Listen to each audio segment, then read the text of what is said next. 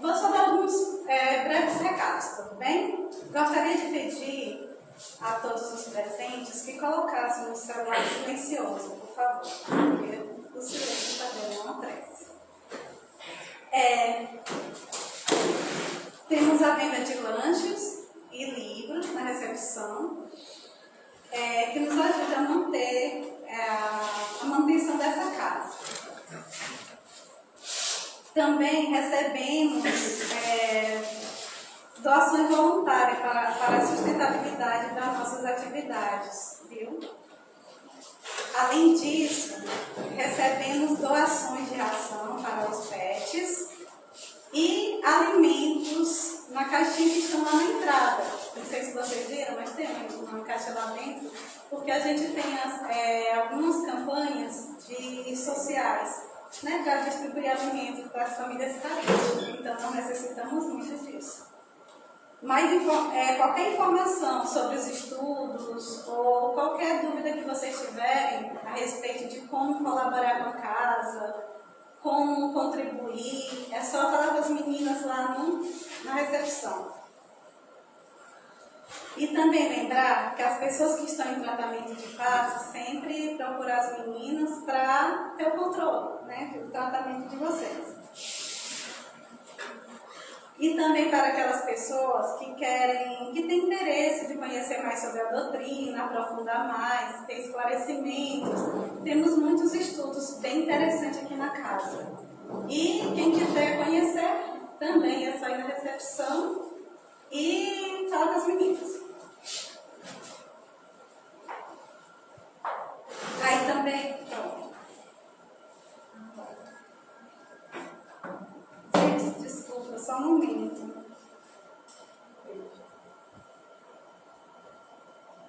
Agora eu peço a todos que fechem os olhos, se assim desejarem, e se conecta com os seus pensamentos e consiga nesse momento tranquilidade, que eleve seus pensamentos a Deus e toda a espiritualidade amiga que se encontra aqui presente. Que pedimos, Senhor Deus, a inspiração para a Graciane, que agora vai fazer essa palestra, que Deus conduza a sua fala e que ela possa, através da sua fala, tocar os nossos corações e que possamos, Senhor Deus, com esses aprendizados, conduzir da melhor forma as nossas vidas, tanto encarnado como desencarnado. Pedimos, Senhor, também a Tua proteção em todo o trabalho dessa casa bendita. Querido Mestre Jesus, permanece conosco, hoje, agora e sempre. Obrigada. Boa tarde. Sejam todos bem-vindos e bem-vindas. Nós já iniciamos esse momento com um sentimento de gratidão por Deus ter nos permitido chegar aqui esse momento. E que, se foi permitido por Ele, é porque hoje realmente nós temos um propósito nessa visita aqui no Centro Espírita Irmã Sheila no dia de hoje. Como vocês já puderam observar, a nossa conversa hoje, ela parte de um lugar muito especial. Parte do nosso lar. E hoje nós vamos conversar um pouco sobre a misericórdia no lar. Quando a gente vê essa imagem, isso traz pra gente lembranças do quê? Na hora que vocês viram essa imagem, traz o que no pensamento de vocês? A família, proteção. Vocês viram que ali no centro existe uma casa e protegendo essa casa ali nós temos duas mãos. Se a gente for interpretar, cada um de nós vai ter uma fala, vai ter uma observação a fazer já a partir dessa imagem. Quando a gente fala de lar, se vocês colocarem agora no celular para pesquisar, o lar, vai aparecer muita coisa relacionada à casa. Será que lar é igual à casa? Não. É a primeira reflexão que a gente vai fazer hoje. Muitas pessoas têm uma casa, mas não têm um lar. Muitas pessoas têm um lar e não necessariamente vão ter uma casa. Como assim, Graciane? Até então, para mim, casa e lá e casa era uma coisa só. Então, como quando a gente compra a casa, aluga a casa, a gente arruma um azulejo, um plaquinho e coloca lá o quê? Lar, doce, lar. E aí a gente vai começar a pensar agora. O que é que faz uma casa se tornar um lar? A convivência entre os familiares. Pronto, se eu tenho convivência de familiares, notoriamente eu tenho uma família. E nós vamos também entender um pouquinho sobre esse contexto de família. Eu sou da área da educação e eu ouvia muito, com frequência, há bons anos atrás, assim que eu iniciei, alguém dizer, por exemplo, não, essa criança ela não avança porque ela tem uma família desestruturada. Essa criança não aprende porque ela vem de um lar desestruturado. E aí, por muitos anos eu passei associando essa questão de família à estrutura. E aí eu acredito que uma faixa de 10 anos atrás, a gente estava fazendo um estudo para fazer um mini curso voltado para essa temática de família. E uma das pessoas que eu tinha convidado para fazer esse estudo comigo, é uma amiga bem próxima, ela disse o seguinte: Graciane, lar, família, é uma dinâmica, não é uma estrutura. E foi duas palavrinhas tão simples, mas aquilo ali mexeu muito comigo. Estrutura, gente, é isso. A estrutura é o que sustenta essa casa. Mas ela é uma estrutura, ela é fixa. Essas paredes, se ninguém aparecer aqui para derrubar elas não vão sair daqui nunca. E se a gente observar os contextos familiares de hoje, como essas famílias são compostas, por quem essas famílias são compostas, aquilo que ela me disse, família não é estrutura, é uma dinâmica, para mim faz muito sentido. Porque quando eu tenho dinâmica, o próprio nome já está dizendo, é algo que se modifica, é algo que ele se transforma, é algo que muda. Isso tem um sentido positivo e um sentido não tão positivo assim. Porque não é de hoje que a gente vê literalmente as famílias se perdendo em vários contextos. E a gente vê nesse mesmo período várias famílias se construindo e se constituindo. Se a gente for daqui para Teresina agora, vai ter vários outdoors no meio do caminho na BR fazendo propaganda de casa para vender, de loja para ser comprado. E geralmente tem naquele outdoor uma foto de uma casa, um pai e uma mãe lindos e felizes, com um casalzinho de filhos mais felizes ainda tem um cachorrinho pulando lá no meio. Parece a música lá do Lula Santana. E aí, quando eu vou lá para minha casa, será que a minha família é igual àquela? É não, que aquele da foto não são parentes. Nem pareçam, né, Ricardo? E vamos além. Será que toda família, uma família de verdade, ela precisa ter aquela mesma composição? Não. Então a gente precisa evoluir e entender que o que constrói uma família não são os elementos que estão debaixo do mesmo teto. O que constrói uma família é o sentimento entre essas pessoas. Vai ser fácil de vocês lembrarem de alguém que, como diz o Ricardo, nem parente é. Mas que o afeto, a relação que se vincula, a forma como se trata, o sentimento que você tem é que às vezes aquele estranho, ele é mais família do que aquele que tem o nosso sangue. E o que a gente aprende dentro da doutrina espírita? Existem os laços sanguíneos e existem os laços espirituais. Eu posso ter, se a gente parar para pensar nas pessoas que nos rodeiam, nas pessoas com quem a gente convive, a nossa família, ela não se restringe aos nossos pais e aos nossos irmãos. Mas ela se amplia na medida que a gente vê, meu Deus do céu, Deus botou fulano na minha vida, fulano é um anjo na guarda, literalmente. Porque todas as pessoas que Deus coloca na nossa vida, todas, as que nos fizeram bem, as que nos fizeram mal, independente da situação. Ninguém entra na nossa vida por acaso e nem sai da nossa vida por acaso. Então nós vamos a partir dessa observação. Eu tenho não estrutura familiar, eu tenho dinâmica, porque dinâmica muda. E as famílias hoje, elas estão mudadas. Dentro disso, nós temos pontos positivos e, claro, como tudo na vida, nós também temos os pontos negativos. Mas o mais importante é que eu preciso ressignificar que o que me faz reconhecer como os meus familiares são aquelas pessoas com quem eu tenho laços afetivos.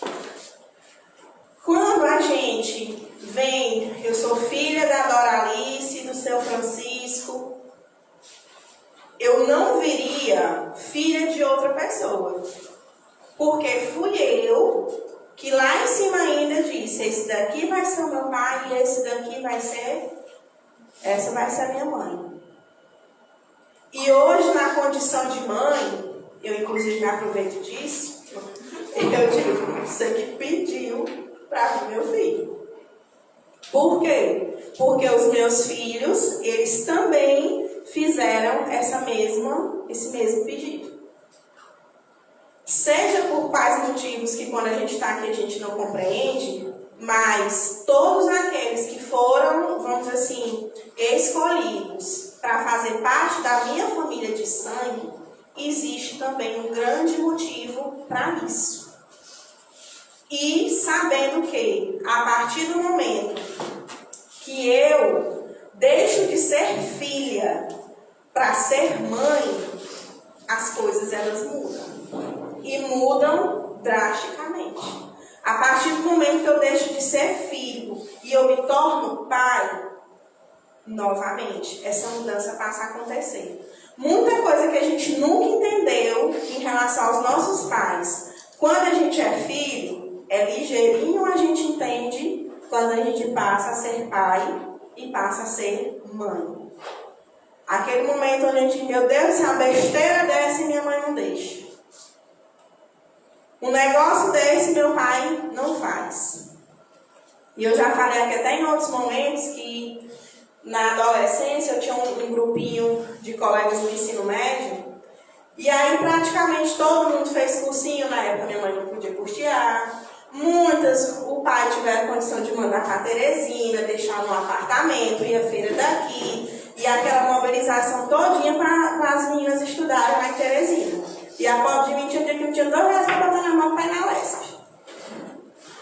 Mas hoje, e eu dizia assim, ó, se meu pai tivesse tido condições de me mandar para lá, meu Deus, o que é que eu não era? Não era cor nenhuma, não estava prestando nada. Com toda certeza eu já reconheço que se eu tivesse sido favorecida nesse ponto, eu não teria tomado as decisões que eu tomei. Para hoje estar aqui com vocês. Então quer dizer o quê? O que a gente deixa de ter e aquilo que a gente tem é simplesmente o que a gente precisa ter nesse momento. Provavelmente, se as coisas tivessem sido fáceis, eu não teria dado o menor valor do que eu dei passando por tudo aquilo que eu passei. E assim é comigo e assim é com todo mundo aqui. Nesse momento eu tenho certeza de alguma coisa, vocês lembraram de alguma coisa que vocês fizeram a mesma reflexão. Se isso daqui tivesse sido facilitado, não teria dado certo. Principalmente numa fase de adolescência. Então nós vamos avançar para uma história que eu tenho para contar para vocês. Alguém conhece a fábula dos porcos espinhos? Pronto, quem é professor? Só sabe usar a professora. A fábulazinha, ela conta o seguinte, que existia, num período bem frio, uma família de porcos espinhos, e que gelo e frio e neve, e os coitados já estavam em desespero, tentando sobreviver. Muitos animais já tinham morrido, e naquele período, eles, para poder se esquentar, eles se aninharam. Do que eles se encostavam, os espinhos de uns machucavam os outros. E aí, naquela dor, eles se afastaram. E afastados, eles também começaram a morrer. Os últimos entenderam que nem afastados e nem tão próximos. Era a forma como eles poderiam sobreviver. Próximos o suficiente para terem o calor do outro e conseguir sobreviver. E essa fábula, ela fala muito para a gente. Porque é muito difícil a convivência familiar. É muito difícil. Muito difícil. A gente vê que uma mãe pode ter 3, 15 filhos, se for o caso. Nenhum repete a conduta. Nenhum tem o mesmo perfil do outro. Podem, inclusive, ser gêmeos. Isso não se aplica. Saíram do mesmo ventre, comeram a mesma comida, dormiram no mesmo quarto, provavelmente dividiram o mesmo banheiro, a mesma cama, tudo. E cada um traz já consigo uma forma de interpretar a vida, uma forma de acatar ou não aquela convivência familiar. De certo que eu até convido, levanta a mão quem tem aquela família perfeita lá do outdoor que a gente falou há pouco. Nós não temos aquela família. E a melhor coisa do mundo é a gente poder dizer, a minha família não é aquela e está tudo bem. No livro do Emmanuel, psicografado pelo Chico Xavier, Material de Construção, inclusive é muito interessante o título do livro, ele traz no texto 17, tirei um trecho, Tolerância em Família. Suporta com serenidade e carinho o parente enfermo ou difícil. Através dele é que a sabedoria dos céus te ensina a compreender e a perdoar. É lindo, não é difícil. Aí você vai lá pra casa, você vê. Ah, minha filha, a gente trouxe é grande. Quando a gente fala, suporta com serenidade. Se eu passar bem aqui, pisar no pé do Deusdete, tu não é doido de dizer isso aqui tu vai dizer, ô Gracinha, não tem problema. Eu vou dizer, ô Deusdete, me desculpe, não se preocupe, nem doeu. E aí eu passo. Aí se em casa a filha dele pisar no pé dele, aí diz o que, Deusdete? Não tá enxergando, não? E ali, por essa pisada no pé, ali já começa uma confusão. Então a gente se habituou a tratar bem os de fora e dentro de casa. O pau quebra.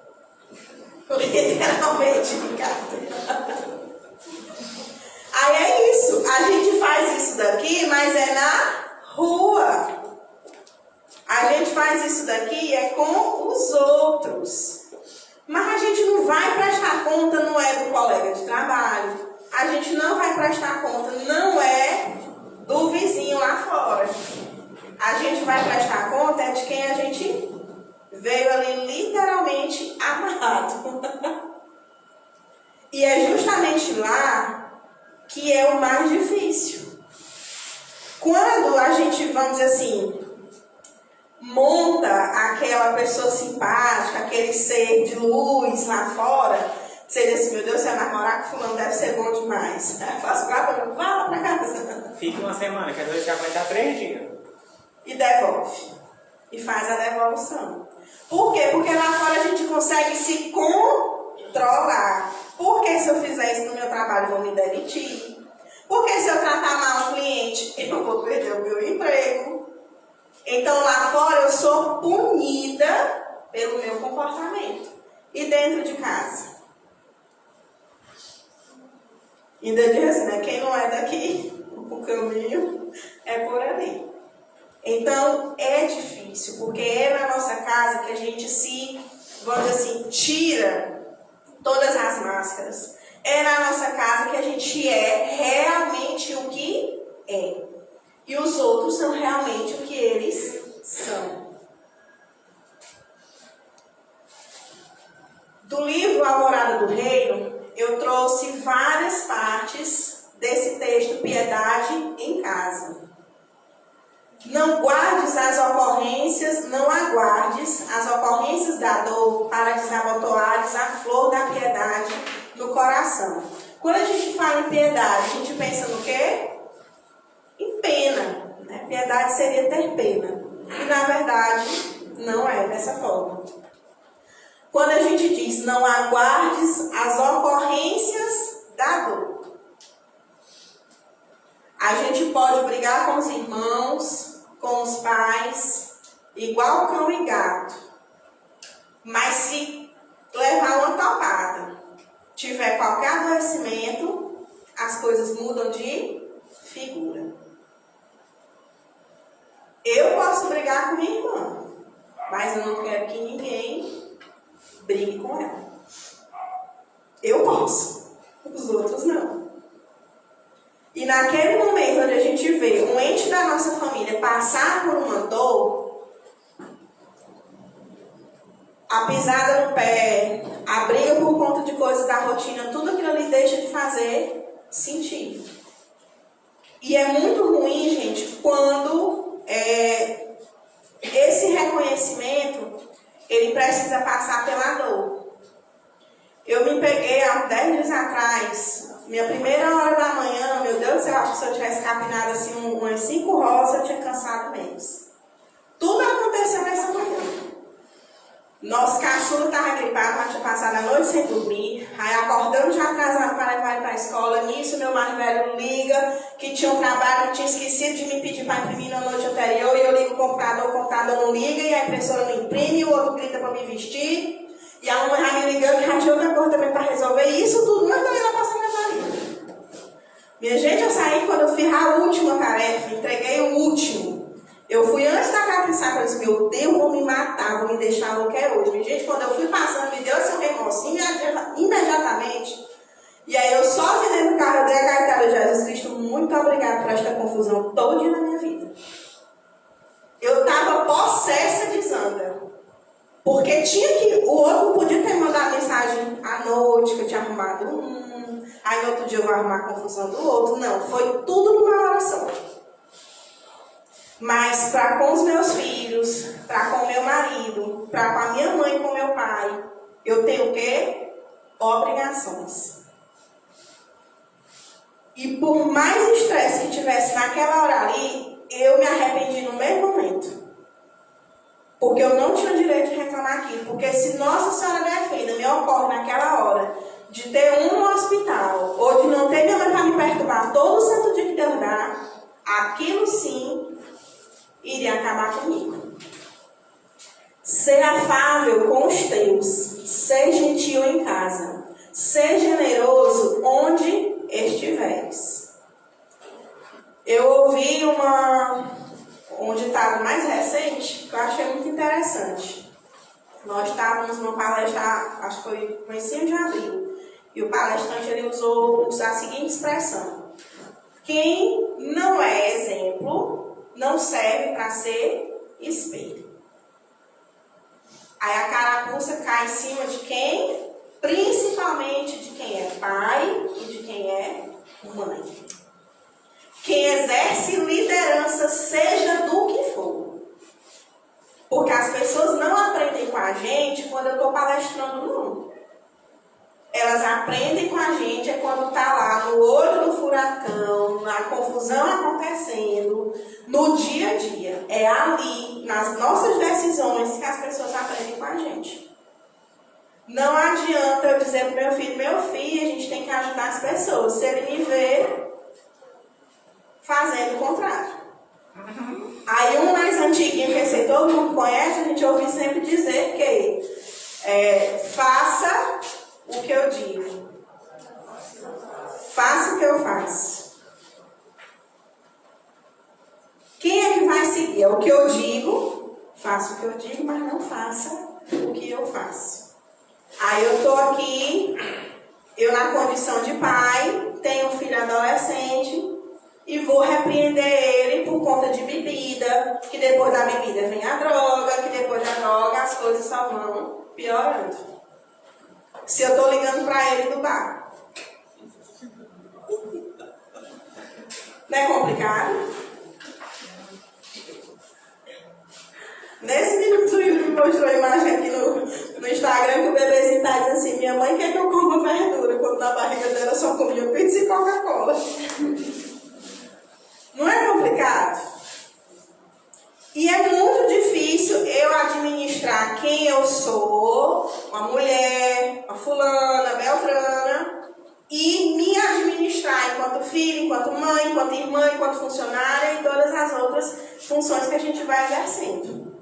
Chega uma hora que a conduta que traz menos sofrimento é realmente parar para ser esse tal desse bendito exemplo. E quando a gente fala de ser exemplo, não quer dizer que a gente vai ser santo, não. Eu acho que irmã, de 5 encarnações a gente ainda não vem prestando. Mas é ter uma postura onde a gente consiga reconhecer, inclusive, as nossas falhas. Para dizer, eu fiz isso. Eu vi que eu estava errada e naquele momento eu mudei para isso. Os nossos filhos, inclusive o nosso mais novo aqui, a Clara me passa uma porque ele me pergunta uma coisa, eu não posso dizer que eu não sei. Porque eu sou professora. E professora tem que saber de tudo. Na cabeça dele que ele ainda tem 5 anos. Faz sentido. Como é que minha mãe professora vai me dizer que não sabe o que é uma coisa? Ela tem que saber de tudo. E aí isso é uma construção que a gente vai fazendo. Que ninguém é detentor de todo conhecimento. No lar encontrarás múltiplas ocasiões, cada dia, para o cultivo da celeste virtude. Essa daqui é fácil da gente concordar. Porque se tem a oportunidade de provação, é dentro da nossa casa. E aí a gente vem para a nossa vivência na casa espírita para entender que aquele problema que hoje eu não resolvo, ele vem amanhã, depois da manhã, no próximo ano, nos próximos 10 anos, se forem precisos. Um dia a conta chega. Já é a conta, vem ao juro. Já é a conta. Então, naquele momento onde a gente percebe, meu Deus do céu, se o fulano da minha vida me aperreia desse jeito, eu tenho alguma conta aqui para acertar. Eu tenho que fazer aqui alguma coisa. Tem um videozinho infantil que eu nunca nem tinha observado essa frase, depois no Instagram foi que ela me chamou a atenção. É um filmezinho do Lorax, que ele fala muito da preservação na Terra. E aí, um momento, o personagemzinho principal olha para o menino e ele diz o seguinte: você sabe para onde é que a árvore cai? Aí ele, para qualquer lado. A árvore está lá em pé? Não, a árvore cai para o lado que ela se inclina. Aquilo para que eu me incline é aquilo que eu dou mais atenção. Vocês já tiveram um canto de unha que tudo enquanto no mundo só bate lá? Pronto. Pois o nosso problema na nossa família é igual literalmente como aquele canto de unha. Se eu tenho um problema relacionado a isso aqui, todo mundo da família só cutuca lá. Vai diretamente com o dedo na ferida. Tolera com calma, silenciosa, a cólera, aqueles que vivem sem teto que te agasalhem, sob o teto que te agasalhem. Por muito tempo, eu acho que até a fase mesmo da adolescência da gente não tem condição, não tem a percepção agradecer a Deus porque tem um teto em cima da cabeça da gente. A gente nasceu, já tinha aquela casa lá, a gente já estava dentro de um lugar. E aí eu acho que aos poucos é que a gente passa a perceber que toda besteira que a gente faz na nossa vida é motivo para te agradecer. E que toda hora a gente vive uma situação, a gente vê uma situação que obriga a gente a voltar para dentro de casa e dizer que precisa agradecer. Porque a gente tem um prato de comida. E não é pela história, eu tenho que agradecer por tudo que eu tenho. Se essa gratidão ela não vem do coração, precisa nem abrir a boca para dizer muito obrigada, não. Porque não adianta. E quando a gente não sentir e não reconhecer que o que a gente tem, inclusive a gente estava até tendo essa conversa lá em casa antes de vir para cá, se a gente não perceber que o que Deus deu hoje para a gente é sempre muito mais do que aquilo que a gente merecia, a gente não anda.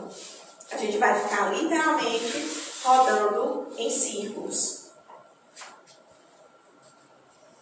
Não pronuncie frases de acusação contra o parente que se ausentou por algumas horas. Como a gente falou há pouco, a gente tolera tudo dos outros. Mas dentro de casa é muito difícil tolerar.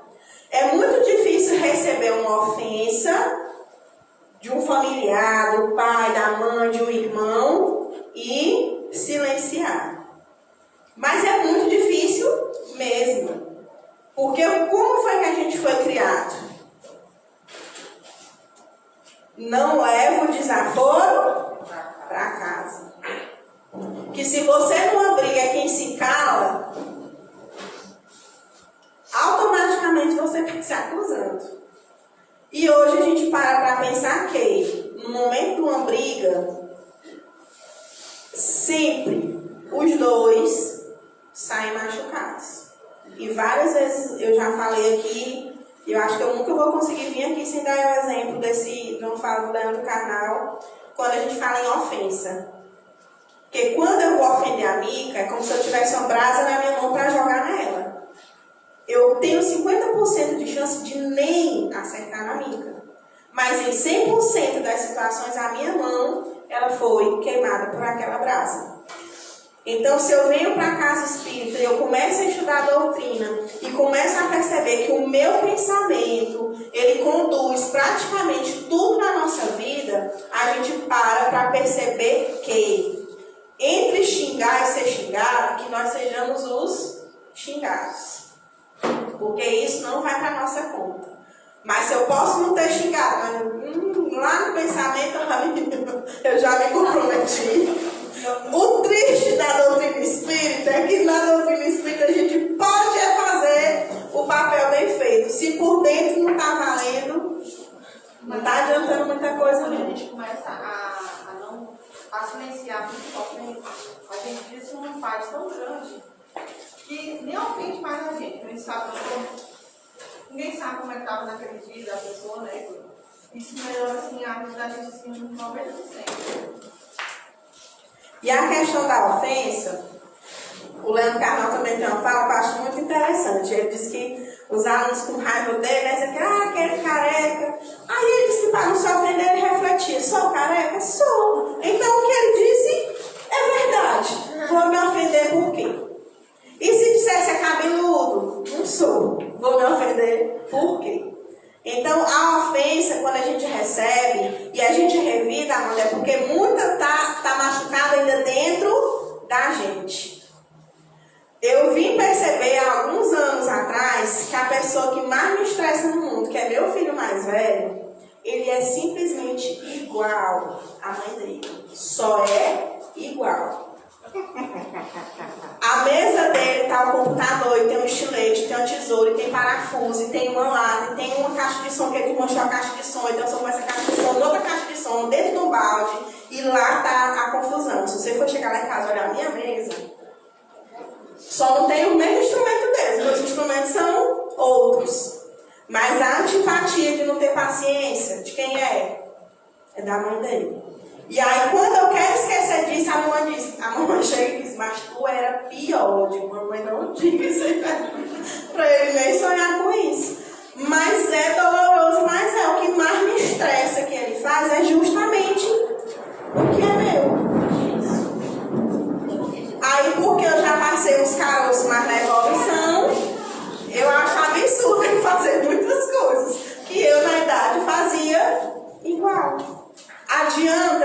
desgastar, eu ir brigar, eu ir fazer.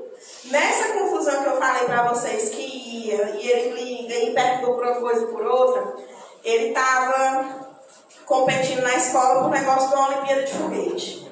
Pense no foguete que me rendeu dor de cabeça, na carguinha do guia, tinha pedaço de cano, cola e garrafa pet em todo canto que existisse lá dentro de casa. Aí quando foi no dia da apresentação, quando a mãe ligou, disse o foguete do Vitor foi o campeão. Aí eu chorei, não, nadinha. Eu digo, meu filho, arregace, gaste, quebre, dando certo no final, tá valendo. Então, muita coisa que a gente replica dentro da nossa casa é desnecessária. É desnecessário. Quem é mãe, tem o costume da casa lá, a mamãe é assim, está tomando café. Se eu tomei um bolo e botei, ela lavou a xícara. A gente não consegue terminar de tomar o café naquela xícara. A mania de limpeza é maior do que todo mundo. Adianta brigar, se eu já sei que ela não vai mudar nunca, que é o jeito dela. A gente gosta de brigar por coisas que não tem necessidade. E aí eu volto lá para aquele slide onde a gente disse que a gente não espere a dor para dar valor o que realmente tem valor. O nosso caçula não é cria, mas no dia que ele adoece, a gente fica em desespero. Fica em desespero, a gente recria, confusão. Meu Deus do céu. Então, eu estou aprendendo a agradecer pela confusão deles, agradecer por ter perturbação vindo do trabalho, por perturbação vindo de todo lado. Por quê? Porque é sinal de que está tudo dando certo. Todos estão bem. E tudo está acontecendo do jeito que tem que acontecer. Não te irrites contra o irmão enganado pela vaidade ou pelo orgulho, que se transviou nos vastos despenhadeiros da ilusão. Nós sabemos que, enquanto espírito, nós estamos aqui, vamos dizer assim, numa faixa etária X, mas isso não corresponde necessariamente à nossa fase espiritual. Muitas vezes a gente vê crianças que têm comportamentos que muitos adultos não têm. Já nasce esse país, principalmente essa geração agora, em termos de diálogo, de discurso, de conversa, parece não, já vieram realmente em um outro grau de evolução. E a gente vê adultos, a gente vê idosos fazendo e se comportando de um jeito que diz, meu Deus, já parece que tem 10 anos de idade. Porque tem muito da nossa encarnação, tem muito do que a gente traz pelas outras vidas que nós tivemos e aquilo que se acumulou para a gente trazer agora. Então eu posso estar na condição de mãe, mas o meu filho ser um espírito muito mais evoluído do que eu. Então não sou eu que vou ensinar ele, é ele que vem para me ensinar. E ainda a gente precisa refletir sobre, vamos dizer assim, as costuras que vão acontecendo na nossa vida.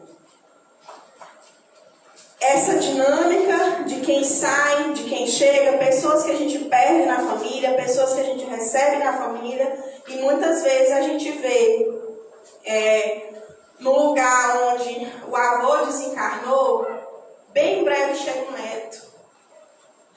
Sempre existe ali uma reprogramação, não só nossa enquanto dinâmica familiar, mas sempre tem um planejamento lá em cima acontecendo e sendo acompanhado aqui.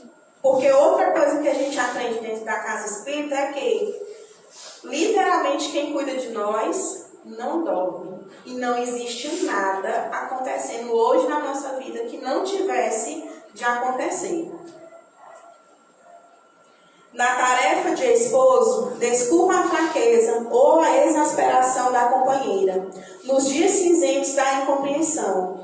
E no ministério da esposa, aprende a perdoar as faltas do companheiro e as esquecê-las, a fim de que ele se fortaleça no crescimento do bem. É outra relação que é muito difícil, principalmente à medida que o tempo vai passando. As pessoas, gente, elas não se unem pelo acaso, mais uma vez, e vocês podem observar nas relações de companheiro e companheira, companheiro e companheiro, companheira e companheira. Sempre vai haver ali uma questão de afinidades. Uma questão de afinidades. Quando você vê uma mocinha mais danada, namorando com um rapaz que é mais centrado, se aquilo é para dar certo, um 7. E para uma questão de evolução, é para ceder àquele que precisa evoluir mais. E ontem eu vi uma frase, ver se eu vou conseguir lembrar para falar para vocês. Quando um porco ele rouba um castelo, ele não vira um rei. Mas o castelo, ele vira um chiqueiro. E eu digo, pega. Toma. Olha, eu digo, quem escreveu aquilo ali estava zangado. Então, ó, o povo que toma o castelo, ele não vira o rei. Mas o castelo vira um chiqueiro. Então, tudo que a gente toca, tudo que a gente convive ali, a gente fica impregnado de nós. Se dentro da nossa casa começa a coisa quebrar, começa as relações desandarem, pode frear, pegar logo o evangelho. Porque lá em casa é assim, toda vez que a gente começa a esquecer do bichinho, que ele vai para dentro da gaveta, aí a gente começa a ver as coisas acontecendo, a gente tira ele, começa a fazer todo dia de novo, e não tem erro não. A pior parte é essa, que manteve ali as coisas do jeito que é para ser, as coisas se acabam. Quando a gente desce a vibração, se conecta com o que não é para conectar, aí o castelo vira o chiqueiro rapidinho. Se és pai ou mãe, compadece-te de teus filhos, quando estejam dominados pela indisciplina ou pela cegueira. E se és filho ou filha, ajuda os pais, quando sofram os excessos de rigorismo ou na intemperança mental. Eu considero essa parte a que a gente precisa dar mais atenção aqui. A parte mais importante realmente dessa conversa. Por quê? Em todo momento, ou eu sou filha, ou eu sou mãe. Até chegar o momento em que eu sou os dois. Em que eu sou pai e que eu sou filho. A nossa família, ela entra nesse processo de dinâmica a partir do momento, por exemplo, que eu deixo de ser filha, vou ter o meu marido e vou ter a minha família. A minha família, a partir dali, é meu marido e meus filhos. Mas e os meus pais? A nossa gratidão, o nosso amparo e o nosso comportamento de cuidar, como fomos cuidados, isso é inegociável.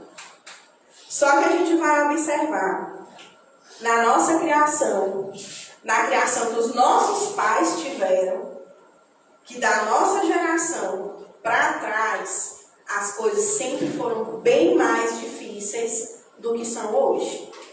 Se eu fosse perguntar agora, vai ter gente aqui que vai dizer, eu nunca ouvi do meu pai e da minha mãe um eu te amo, com todas as letras.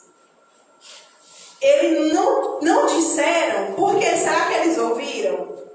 Também não ouviram.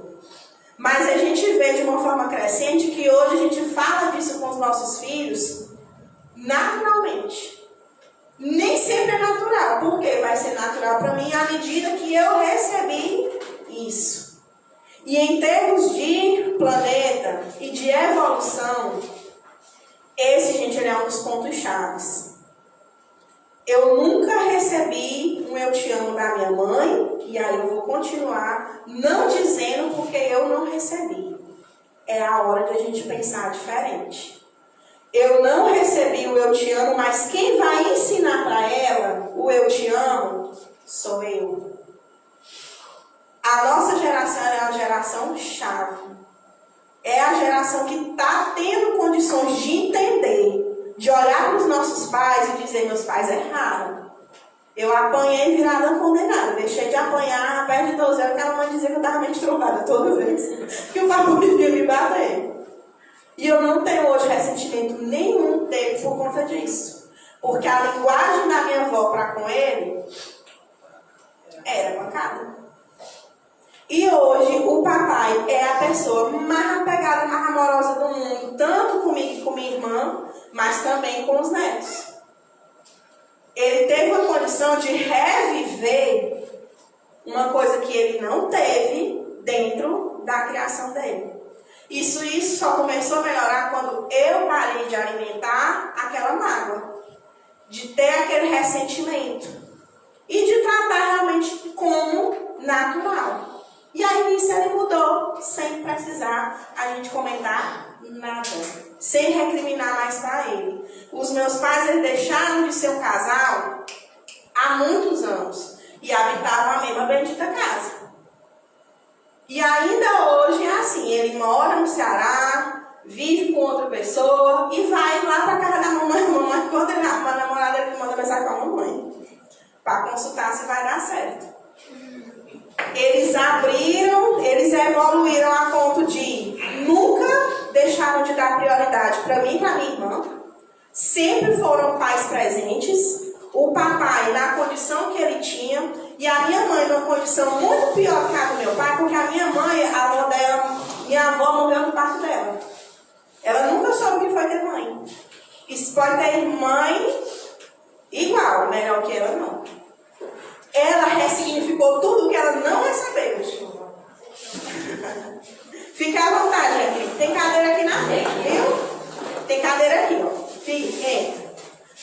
Então, gente, se para eles que viveram um tempo onde isso aqui não era conversado, eles conseguiram ressignificar, isso mostra que a gente precisa começar perdoando os nossos pais por aquilo que eles não fizeram, porque eles não tinham condições de fazer. Entender que o meu pai, antes do meu pai, ele é um homem, e que minha mãe, antes de ser mãe, ela é uma mulher. E que eles fizeram, dentro da condição deles, tudo para poder dar o que eles conseguiam para a gente. E que eu hoje, na condição de filha, dentro de tudo que eu posso e que eu não posso, eu estou para poder suprir a eles e também cuidar dos meus. Porque o que os meus vão fazer, aí já é responsabilidade minha. Compreende o irmão que errou e ajuda-o para que não se faça pior. E capacita-te que toda revolta nasce da ignorância, para que as tuas horas no lar e no mundo sejam forças de fraternidade e de auxílio. Lá naquele canal de humor espírita, que eu não estou lembrando o nome, tem um videozinho bem engraçado, rapaz assim, entra, mas nessa encarnação eu vim tão cansado, não vou evoluir dessa não. Essa eu vou tirar para descansar, quando for na próxima encarnação, aí vamos ver. A gente não tem esse direito. A gente não tem. Por quê? A nossa próxima encarnação vai depender de quê? De agora. Então a gente não tem o direito de tirar folga e descansar na encarnação. Deus é tchau, tchau. Verdade. Quando estiveres à beira da impaciência ou da ira, perdoa 70 vezes, 7 vezes. E adota o silêncio por gênio guardião de tua própria paz. Aquilo que a Amanda falou. Quando eu aprendo que o controle das minhas emoções e das minhas reações ele está na minha mão e não está na mão do outro, não justifica mais eu dizer que o meu filho tirou minha paciência, porque eu já não tinha erro e o que ele fez só aflorou. O problema não está na situação que se causou. O problema está em mim e na forma como eu conduzi. Compadece-te sempre. A gente costuma não negar um favor ao de fora. E a partir de hoje, quando a gente for dizer o nome dentro de casa, a gente vai pensar se aquele não realmente era merecido. O se colocar no lugar do outro. O irmão é desse jeito, a irmã é daquele jeito, o filho, os pais, cada um deles está num nível de evolução. Se a gente não concorda e a gente considera que a gente já amadureceu mais um pouquinho, e eu não consigo manter comunicação com o outro, o que é que a gente pode estar fazendo? Prece e esperar. Porque o que tiver de ser aprendizado, vai ser. Se tudo é desespero e conturbação, onde te encontras, compadece-te ainda, ampara e espera sem reclamar.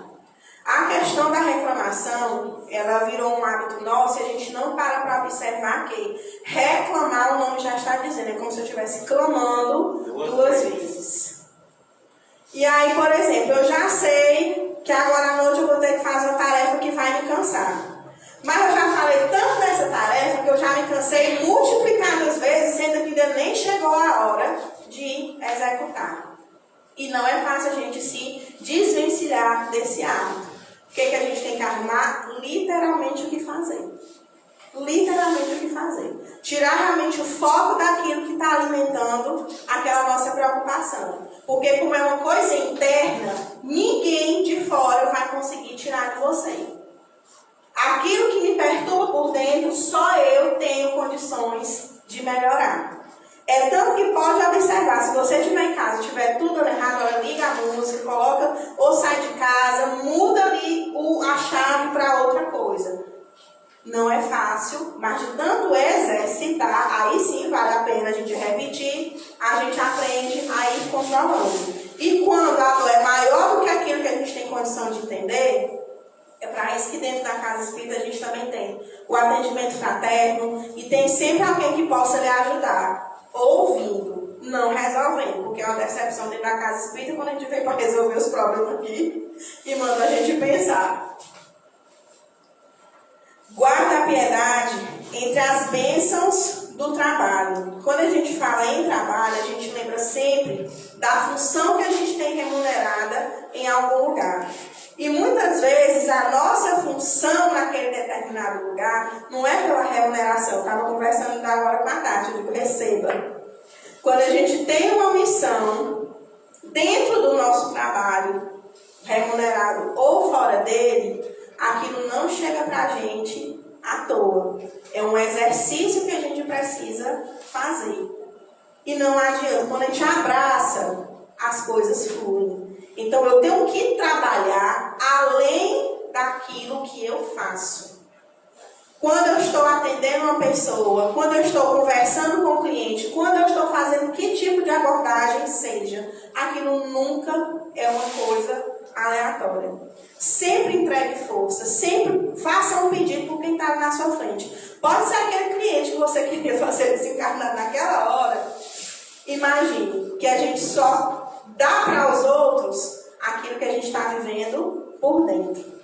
Ninguém é grosseiro com você se ele não passar por uma dor ou por um sofrimento. E a forma dele externar é através daquela forma grosseira. Habituemo-nos a ignorar todo o mal, fazendo todo o bem ao nosso alcance. A piedade do Senhor, nas grandes crises da vida, transformou-se em perdão, com bondade e em ressurreição, com serviço incessante pelo soerguimento do mundo inteiro. Então, é notório que o nosso planeta, gente, ele está doente. Ele tem passado por muitas mudanças e causado muito sofrimento. Mas a gente tem que entender o que isso quer dizer para a gente. Eu não posso resolver as grandes catástrofes, mas eu posso ir para dentro da minha casa e resolver o que está posto lá para eu resolver. E é isso que se espera de nós, essa ressignificação da nossa postura dentro da nossa família. Lembrando que ninguém está aqui falando de ser exemplo por perfeição, mas de exemplo por busca do melhoramento, tá certo? Então eu agradeço de todo o coração a atenção e a participação de todos vocês. Tudo que é conversado aqui, gente, é para o nosso melhoramento. Isso aqui serve para cada um de nós na medida que nós precisamos. Muito obrigada.